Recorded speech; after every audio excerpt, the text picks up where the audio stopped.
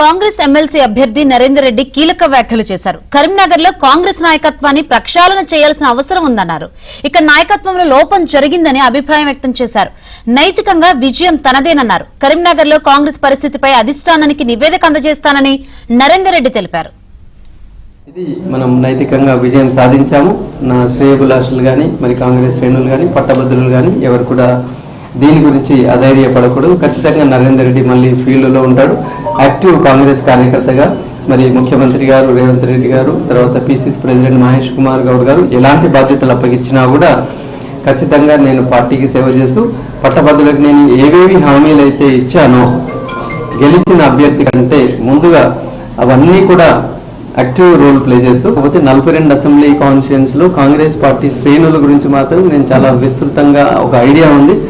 ముఖ్యమంత్రి గారికి ఖచ్చితంగా నేను వారికి ఇన్ఫర్మేషన్ ఒక లెటర్ ద్వారా ఎక్కడెక్కడ మనం ఇంకా డెవలప్ చేసుకోవాలి, అట్లాగే పిసిసి ప్రెసిడెంట్ గారికి కావచ్చు, తర్వాత ఇప్పుడు కొత్తగా వచ్చిన తెలంగాణ రాష్ట్ర ఇన్ఛార్జ్ మీనాక్షి మేడం గారికి కూడా పర్సనల్గా ఎవరిది వాళ్ళకి కాంగ్రెస్ పార్టీ శ్రేణుల పరిస్థితి ఏంటి, ఇక్కడ లీడర్షిప్ పరిస్థితి ఏంటి, ఇక్కడ ఎవరు ఏ రకంగా ఉన్నారు, ఏం చేస్తే రాబోయే లోకల్ బాడీ ఎన్నికల్లో కాంగ్రెస్ పార్టీ గెలుపు దిశగా వెళ్ళగలదు అనేది ఒక కంప్లీట్ ఒక పక్క రిపోర్ట్ మాత్రం నేను క్షుణ్ణంగా ఇవ్వగలను.